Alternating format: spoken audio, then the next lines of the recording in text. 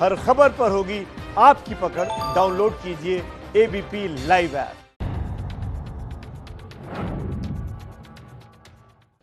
नमस्कार, आप सबका एबीपी न्यूज पर स्वागत है। वित्त राज्य मंत्री अनुराग ठाकुर हमारे साथ इस वक्त जुड़ रहे हैं। अनुराग ठाकुर से बात करेंगे प्रधानमंत्री के आत्मनिर्भर पैकेज के बारे में, और क्योंकि अनुराग ठाकुर का मंत्रालय ही इस पैकेज को लागू कर रहा है, तमाम बड़ी बड़ी घोषणाएं कर चुके हैं। अनुराग जी, बहुत बहुत शुक्रिया, धन्यवाद वक्त निकालने के लिए, एबीपी न्यूज से जुड़ने के लिए।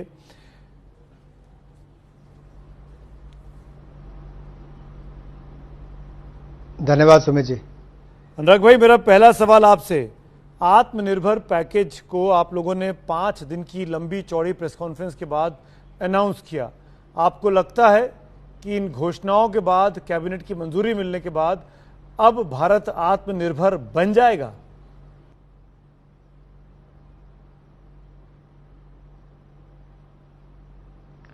निश्चित तौर पर जो सपना माननीय मोदी जी ने देखा है उसको पूरा करेंगे और हर भारतीय को आत्मनिर्भर भारत अभियान से जोड़ेंगे। हमने केवल लगभग 21 लाख करोड़ का पैकेज ही नहीं घोषित किया, ऐतिहासिक रिफॉर्म्स भी इसके साथ की हैं। और मुझे लगता है वर्ष 2020 इतिहास में रिफॉर्म्स के लिए जाना जाएगा। आप देखिए, किसानों को चुंगल से छुड़ाया एसेंशियल कमोडिटीज एक्ट और एपीएमसी एक्ट से, और साथ ही साथ 1 लाख करोड़ का आधारभूत ढांचा भी उनको बनाने के लिए मंजूरी दी। वहीं पर दूसरी ओर मध्यम, लघु, सूक्ष्म, कुटीर उद्योग को, इसकी परिभाषा को, इसकी डेफिनेशन को बदला एमएसएमई को, जिससे अब उनकी 5 गुना से ज्यादा वो अपनी टर्नओवर कर पाएंगे, 5 गुना के लगभग अपना निवेश और कर पाएंगे। तो इससे उनका आकार बढ़ेगा, उनकी क्षमता बढ़ेगी, और जो भारत की अर्थव्यवस्था की रीढ़ है, ये मध्यम, सूक्ष्म, लघु उद्योग जो 12 करोड़ लोगों को रोजगार देते हैं, उनको आगे बढ़ने का बल मिलेगा। साथ ही साथ उनके लिए 3 लाख करोड़ रुपए का बैंकों से बात करके भारत सरकार ने 100% गारंटी दी है, और 20% वर्किंग कैपिटल इन सबकी, व्यापार व्यवसाय करने वालों की, जो विशेष तौर पर एमएसएमई है, इनकी भी, इन सबको 20% एडिशनल यानी कि अतिरिक्त वर्किंग कैपिटल मिल जाएगी। उनको कोई गारंटी, कोई कोलेटरल नहीं देना पड़ेगा, ये सारा का सारा भारत सरकार देगी। यहां तक कि जिनके एनपीए खाते हैं उनको भी 15% इक्विटी डालने के लिए 75 लाख रुपए तक केंद्र की सरकार बैंकों के माध्यम से इसका प्रावधान करेगी। लेकिन अनुराग जी, मेरा सवाल बहुत सीधा सा है आपसे। प्रधानमंत्री ने 20 लाख करोड़ की बात की, एक बड़ी बात यह है, आप 21 लाख करोड़ की बात कर रहे हैं जी। पर विपक्ष कह रहा है कि ये तो कुछ भी नहीं है, सीधा पैसा तो दिया ही नहीं गया, ये सिर्फ आंखों में धूल झोंकी गई है। आप बता दीजिए 21 लाख करोड़ में से कैसे कैसे, किस किस के खाते में जा रहा है?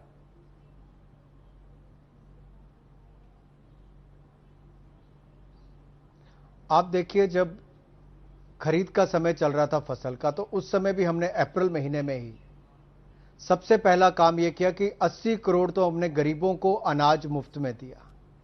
उसके अलावा 20 करोड़ 50 लाख जो जनधन खाता धारक है, जिनमें से 2 करोड़ से ज्यादा शहरों में रहते हैं, 41,000 करोड़ रुपए इनके सीधा खातों में डाला। 2 करोड़ 25 लाख वृद्धा, विधवा, दिव्यांग के खातों में 2800 करोड़ रुपया ट्रांसफर किया। 9 करोड़ किसानों के खाते में 18,000 करोड़ सीधा डाल दिया। इसके अलावा जो 7 करोड़ बहनों को रसोई गैस का सिलेंडर लगभग 9,000 करोड़ के मुफ्त में भरवा कर दिए। ईपीएफओ के माध्यम से उनके खातों में पैसा हजारों करोड़ रुपया जमा करवाया।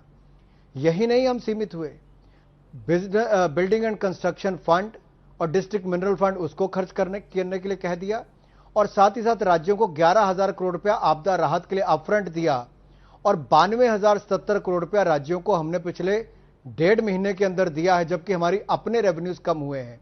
इसके अलावा रेवेन्यू डेफिसिट ग्रांट राज्यों को अलग से दी, वेज एंड मीन्स एडवांसेस 60% की वृद्धि उसमें कर दी।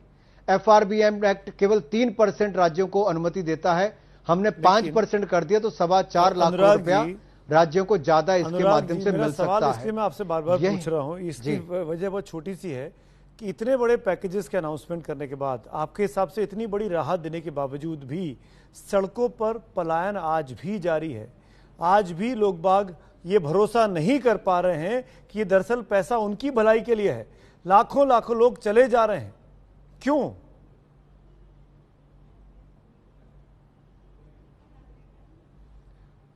मैं धन्यवादी हूं सुमित जी, आपने प्रश्न पूछा। आखिर क्यों हमारे जो गेस्ट वर्कर्स हैं, मैं गेस्ट वर्कर कहता हूं क्योंकि वो अपनी होम स्टेट से होस्ट स्टेट में आते हैं, अपना घर छोड़कर दूसरे राज्य के विकास के लिए आते हैं, देश के विकास के लिए आते हैं। क्या इन दो राज्यों की सरकारों की यह अहम जिम्मेदारी नहीं थी? जब केंद्र ने 80 करोड़ पहले लोगों को, पूरे भारतीयों को, फिर 8 करोड़ प्रवासी मजदूरों को अगर अनाज अपनी ओर से दिया, 11,000 करोड़ आपदा राहत के लिए दिया, तो आखिरकार राज्य कहां कमी रख गए? वापिस जाने के लिए अगर 85% ट्रेन का खर्चा मोदी सरकार सह रही है, आपका फूड और पानी दोनों, अगर भोजन और पानी दे रहे हैं मुफ्त में, तो उसके बाद भी राज्य क्यों ट्रेन से लेने में या अपने लोगों को वापस लेने में आनाकानी कर रहे हैं? छत्तीसगढ़ की बात हो, पश्चिम बंगाल की बात हो, राजस्थान की बात हो, शुरुआत में केवल 4-4 ट्रेन, 7-7 ट्रेन यहां तक सीमित रह गए। दूसरे राज्यों में तो बसें भेजने के लिए तैयार हो गए राजनीति करने के लिए, लेकिन अपने राज्यों से जो मजदूरों को भेजना तो वहां पर बसें नहीं लगाई, वहां पर ट्रेन बुक नहीं करवाई, उनके लिए प्रावधान नहीं किए। हमने पैसे की कमी किसी राज्य के लिए नहीं छोड़ी, मात्र 14% पैसा राज्य की सरकारों ने यूज किया है। मैं आपको बताना चाहता हूं, हम चाहते हैं कि राज्य अपना काम करें, लॉ एंड ऑर्डर उनकी जिम्मेदारी है, चाहे वो होस्ट स्टेट हो, होम स्टेट हो। केंद्र सरकार ने कोई कमी ना छोड़ी है, ना छोड़ेंगे।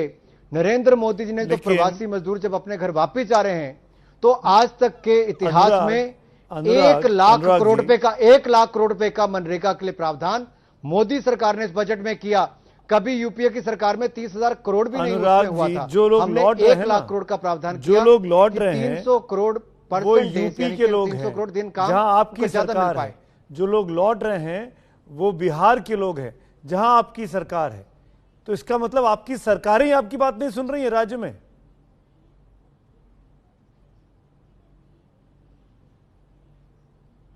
देखिए, मैं बड़ा स्पष्ट कर दूं, अगर आप कुल आंकड़े ट्रेन की देखेंगे तो सबसे पहले कि अगर 400 ट्रेन देखेंगे तो उत्तर प्रदेश ने मंगवाई, 250 से ज्यादा ट्रेन बिहार ने मंगवाई, मध्य प्रदेश ने लगभग 80 उस समय मंगवा ली थी, जबकि बाकियों ने 7-7 ट्रेन तब तक मुश्किल से अपने वापस मंगवाई।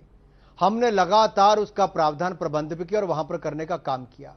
लेकिन मुझे लगता है मजदूर के नाम पर राजनीति नहीं होनी चाहिए। यह राष्ट्र निर्माण के कार्य में लगा है और नरेंद्र मोदी जी की सरकार ने 2014 से मोदी जी ने सेंट्रल हॉल में ज्वाइंट सेशन में कहा था कि मेरी सरकार गरीब की होगी, मजदूर की होगी, पिछड़े की होगी, वंचित की होगी, युवा की होगी, महिला की होगी। और हमने 5 सालों में किया। जब देश बंद था उस समय भी 41 करोड़ लोगों के खाते में लगभग 62,000 करोड़ रुपया सीधा ट्रांसफर किया है, तो मोदी सरकार ने किया है। लेकिन अनुराग जी, मैं इसलिए हमने किया है, मैं ये जानना आगे चाहूंगा भी करेंगे, अनुराग जी, कोई कमी नहीं छोड़ेंगे। मैं ये जानना चाहूंगा, इस लड़ाई को इकट्ठे मिलकर लड़ना होगा। बिल्कुल इकट्ठे मिलकर लड़ना होगा। और काफी हद तक लॉकडाउन की वजह से कामयाबी भी हमारी सरकारी मशीनरी को मिली है। लेकिन मैं ये आपसे जानना चाह रहा हूं अनुराग भाई, अगर सब कुछ ठीक था तो मजदूर सड़क पर क्यों आए?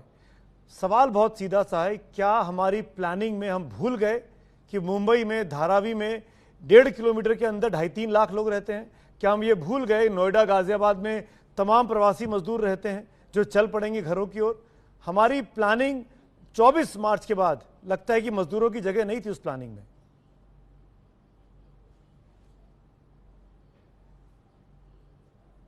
मैं एक बात कहता हूं जी, कानून व्यवस्था राज्य का विषय है, ये तो आप मानते हैं। अगर आप जाके बंगाल में, महाराष्ट्र में सीधा हस्तक्षेप करेंगे तो वहां पर बवाल होता है।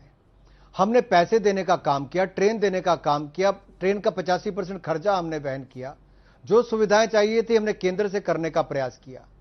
अब कानून व्यवस्था तो वहां से जहां से मजदूर आ रहे हैं, वहां की राज्य सरकार को, अगर आप कहीं महाराष्ट्र में नहीं हुआ तो उद्धव जी से सवाल पूछने की बजाय या महागाड़ी सरकार से पूछने की बजाय आप मुझसे वो प्रश्न नहीं कर सकते। हमने तो उनके खातों में पैसा डाला, हमने तो उनका ट्रेन का खर्चा करने का किया, राशन का प्रावधान किया। अगर वहां पर वो विश्वास पैदा नहीं कर पाए तो उनसे प्रश्न बनता है। तो लेकिन पीड़ा मुझे उतनी होती जितनी आपको में अगर लोग बाग निकले, ये मेरे तो वो भाई हैं जिन्होंने अपना पसीना बहाकर राष्ट्र निर्माण करने में किया।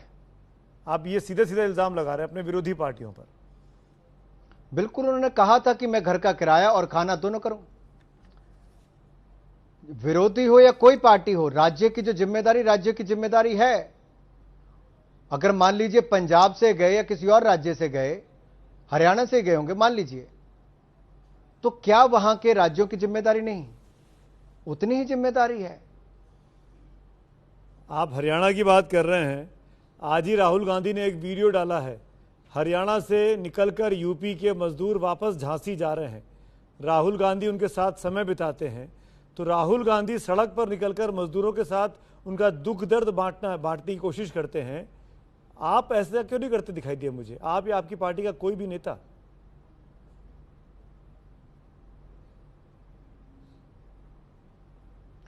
देखिए, पहली बात तो मैं कहूं,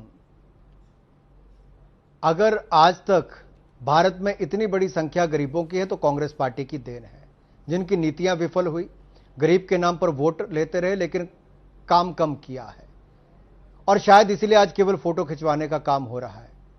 अगर कदम उठाए होते जिनके साथ 2004 में भी फोटो खिंचवाते थे, तो 2020 में 16 साल के बाद उनके साथ फोटो खिंचवाने की जरूरत नहीं पड़ती। दूसरी बात मैं कहना चाहता हूं, जिन राज्यों से चलकर आए, पंजाब से चलकर आए होते तो क्या उनके साथ फोटो खिंचवाई? राजस्थान से चलने वालों के साथ फोटो खिंचवाई?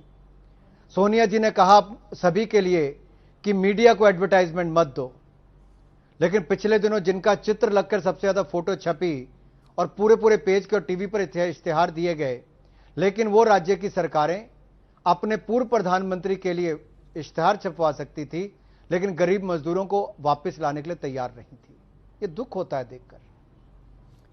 आपको मैं एक चीज़ और याद दिलाऊं, कल ही विपक्ष की ऑल पार्टी मीटिंग हुई है और ये कहा स्टेटमेंट में सोनिया गांधी की तरफ से कि आपका जो पैकेज है, इकोनॉमिक पैकेज, वो क्रूर मजाक है, इट्स अ क्रूअल जोक, इस शब्द का इस्तेमाल किया गया। गरीबी का मजाक उड़ाया आप लोगों ने।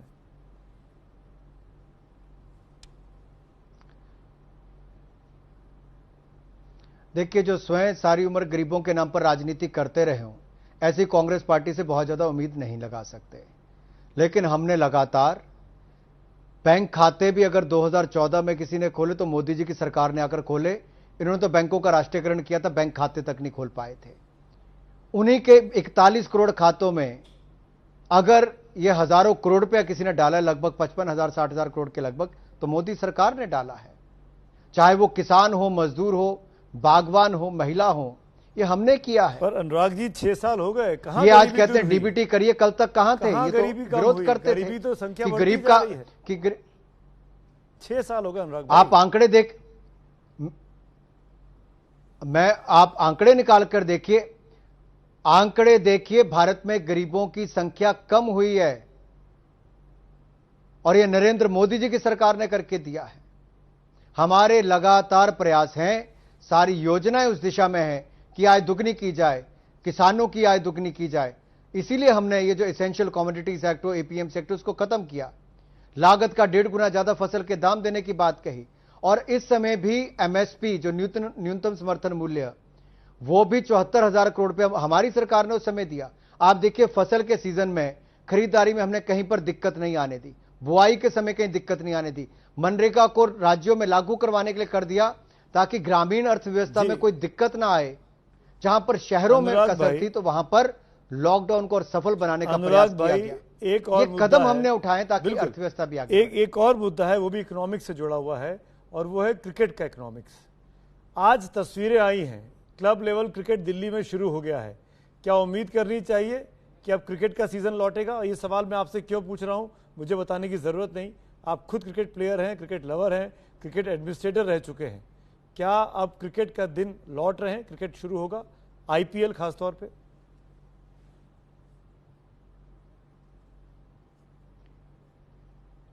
खेल प्रेमी तो सदा चाहेंगे कि खेलों का आयोजन हो, लेकिन हर भारतीय की जान बहुत महत्वपूर्ण है और गृह मंत्रालय बार बार निर्णय देखकर लेता है कि किस तरह की परिस्थितियां हैं। अभी प्लेयर्स को अपनी प्रैक्टिस करने की अनुमति दी गई है, सोशल डिस्टेंस मेंटेन करके, शारीरिक दूरी मेंटेन करके, मास्क पहन के, हाथों को साफ रख के, वो सब कदम उठाने के लिए कहा गया है। लेकिन स्टेडियम्स में क्राउड नहीं रह सकता, यह भी एक रोक है। तो क्या ऐसी स्थिति में खेल हो सकते हैं और आने वाले समय में कितना कंट्रोल हम कर पाएंगे कोविड-19 के खिलाफ इस जंग में, तो उस समय स्टैंडिंग ऑपरेटिंग प्रोसीजर्स क्या होंगे वो भी देखने की जरूरत है, एसओपी गाइडलाइंस क्या होंगी। और समय के साथ साथ बहुत बदलाव आ रहा है, तो जब गृह मंत्रालय और बीसीसीआई या बाकी खेल संस्थान जब ये निर्णय करेंगे आपस में मिलके कि अब इनका आयोजन किया जा सकता है, टीवी उसको टेलीकास्ट करने के लिए तैयार होंगे, लोगों की मानसिक स्थिति ऐसी होगी तो निश्चित तौर पर शुरू किया जा सकता है, लेकिन उस समय का थोड़ा भी इंतजार करना पड़ेगा। ठीक है, हम इंतजार करेंगे। लेकिन आखिरी सवाल जाते जाते बताते जाइए, बीसीसीआई में क्या हो रहा है? क्या टेन्योर एक्सटेंड हो रहा है प्रेजेंट बीसीसीआई का? हालात वाकई में चिंताजनक देश में है, चुनाव तो हो नहीं सकते।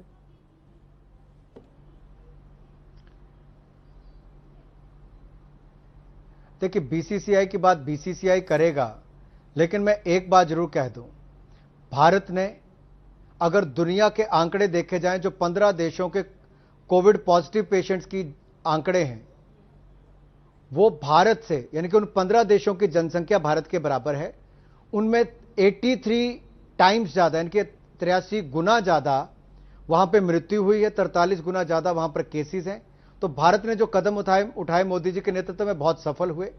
हमने जो पैकेज 20 करोड़ 97 लाख करोड़ का लेकर आए, वो हर वर्ग के लिए लेकर आए हैं और अपनी गारंटी पर छोटे उद्योगों को, व्यापारियों को पैसा दे रहे हैं। 6-6 महीने का ब्याज में राहत दे रहे हैं कि उनको ब्याज वापस नहीं करना पड़ेगा 6-6 महीने। ये सारे कदम उस दिशा में है कि अर्थव्यवस्था को पटरी पर लाएं, गरीबों को राहत दें, मुफ्त में अनाज दिया है और मनरेगा का बजट भी 1 लाख करोड़ का किया है और कोयले जैसे सेक्टर को भी खोला है, मिनरल जैसे सेक्टर को खोला है। हथियार बनाने के लिए लिस्ट ऑफ वेपन्स हिंदुस्तान में बनाने का हमने निर्णय लिया ताकि यहीं पर निर्माण हो, आयात में कमी आए, निर्यात बढ़े। और इसके साथ साथ ये जो हम करने जा रहे हैं, कोयला की आयात कम होगा और जो एल्यूमिनियम सेक्टर है उसके लिए भी बॉक्साइट और कोल की इकट्ठी नीलामी होगी, तो उसको भी उसमें बढ़ोतरी मिलेगी। अनुराग तो कुल मिलाकर स्थानीय स्तर पर आत्मनिर्भर भारत बनाने के लिए ये सारी रिफॉर्म्स को लाया गया है और इस पैकेज का हिस्सा बनाया गया है। रिफॉर्म्स का पैकेज सरकार ने दिखाया है, उसके जरिए अर्थव्यवस्था शीघ्र अतिशीघ्र पटरी पर लौटे, क्योंकि वाकई में चिंताजनक स्थिति देश में इस वक्त अर्थव्यवस्था की बनी हुई है। बहुत बहुत शुक्रिया वित्त राज्य मंत्री अनुराग ठाकुर, एबीपी न्यूज से बात करने के लिए, हमारे साथ जुड़ने के लिए। तो ये थे अनुराग ठाकुर, खुलकर बात करते हुए और अपने पैकेजेस के बारे में, खासकर जो इकोनॉमिक पैकेज दिया आत्मनिर्भर अभियान बनाने का पैकेज का, उस बारे में डिटेल में एबीपी न्यूज को जानकारी दे रहे थे।